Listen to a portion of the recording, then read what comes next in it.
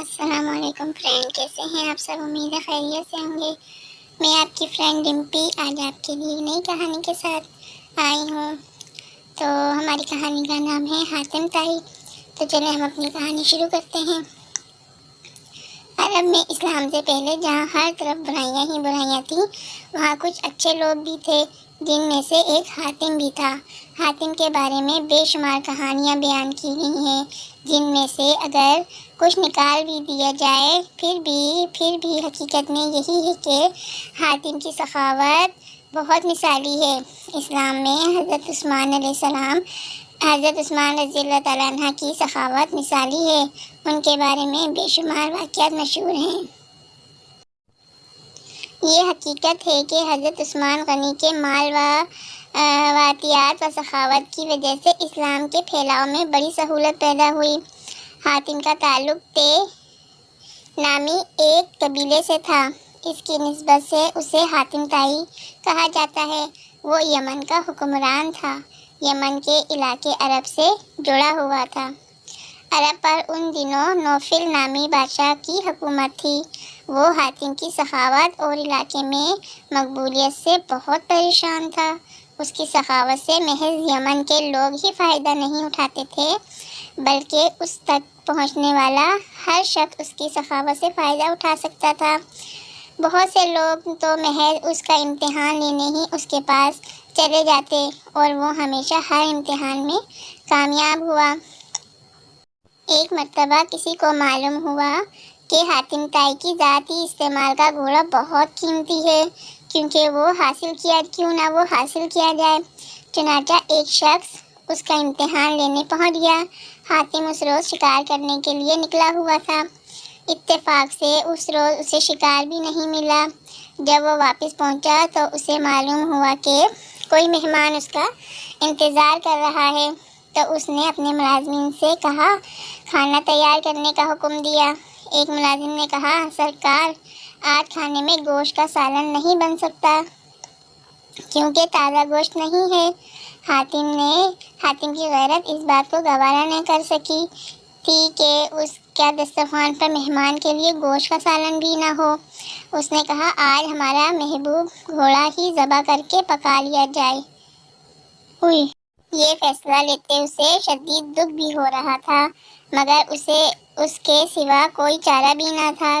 کھانا تیار ہوا۔ حاتم نے اپنے مہمان کی تواضع میں کوئی کسر نہ چھوڑی تھی۔ مہمان بھی بہت خوش تھا۔ صبح مہمان کے جانے کا وقت ہوا تو مہمان نے رخصت ہونے سے قبل اس کی مہمان نوازی کا شکریہ ادا کرتے ہوئے کہا کہ اس نے حاتم کی سخاوت کی بڑی شہرت سنی ہے۔ اگر وہ اپنا پسندیدہ گھوڑا بھی اسے عنایت کر دے تو بڑی بات ہوگی۔ حاتم اس کی یہ بات سن کر کچھ افسردہ ہوا، مگر کچھ کہنے لگا، میرے معزز مہمان، یہ فرمائش اگر آپ گزشتہ سال سے پہلے ہی کر دیتے تو اس کی تعمیر ضرور کرتا، مگر اب یہ ممکن نہیں ہے، کیونکہ میرا پسندیدہ گھوڑا اب آپ کے پیٹ میں پہنچ چکا ہے۔ اس کے ساتھ ہی اس نے ساری مجبوری بتائی اور اسے اشرفیوں سے بھری تھیلی نذرانے کے طور پر دی کہ اس دولت سے وہ اس گھوڑے سے بھی قیمتی گھوڑا خرید سکے گا۔ مہمان حاتم کی سخاوت کا گرویدہ ہونے کے ساتھ ساتھ پشیمان بھی تھا کہ اس کی وجہ سے ایک قیمتی گھوڑا ذبح ہو گیا۔ اس نے اشرفیوں کی تھیلی لینے سے انکار کر دیا، مگر حاتم نے کہا، یہ آپ کو رکھنا ہی ہوگی، کیونکہ میں اپنے مہمان کی فرمائش پوری نہ کر سکا ہوں۔ حاتم سخی ہونے کے ساتھ ساتھ بہت نرم دل بھی تھا۔ اس روز اسے اس بات کا ملال ہو رہا تھا کہ وہ اپنے مہمان کی خواہش پوری کرنے میں ناکام رہا ہے، جبکہ مہمان اس کی نرم دلی اور سخاوت کے گن گاتا ہوا اپنے گھر چلا گیا۔ ادھر عرب کے نوفل بادشاہ سوچ رہا تھا کہ اگر حاتم کی سخاوت اور مقبولیت اسی طرح بڑھتی رہی تو پھر لوگ اس کی ہی طرف جائیں گے، کوئی اس کی طرف نہ آئے گا۔ اس نے یہ بہادر اور طاقتور سپاہی سے کہا کہ وہ حاتم کو قتل کر دے، اس کے عوض اسے بھاری انعام ملے گا۔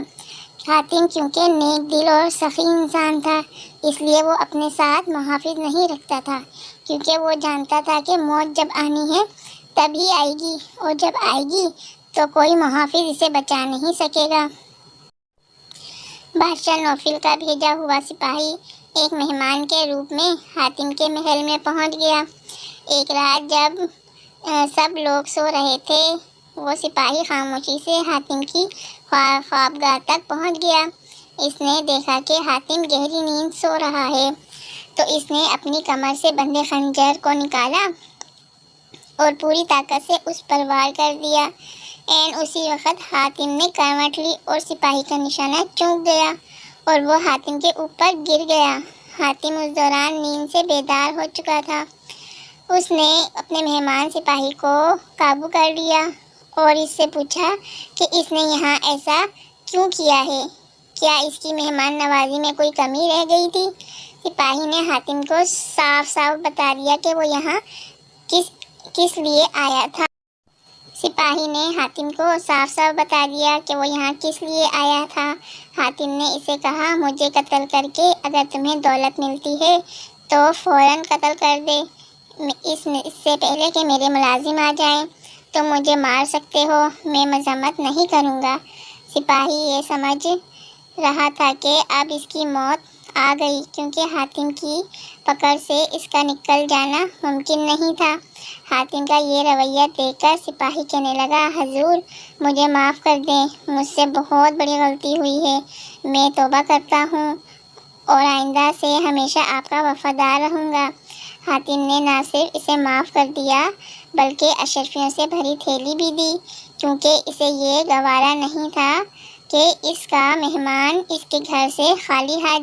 تو بچوں، آپ نے دیکھا کہ حاتم کتنا رحم دل، نرم دل اور سخی تھا کہ اگر کوئی سے کوئی چیز مانگتا تھا تو وہ اسے دے دیتا تھا۔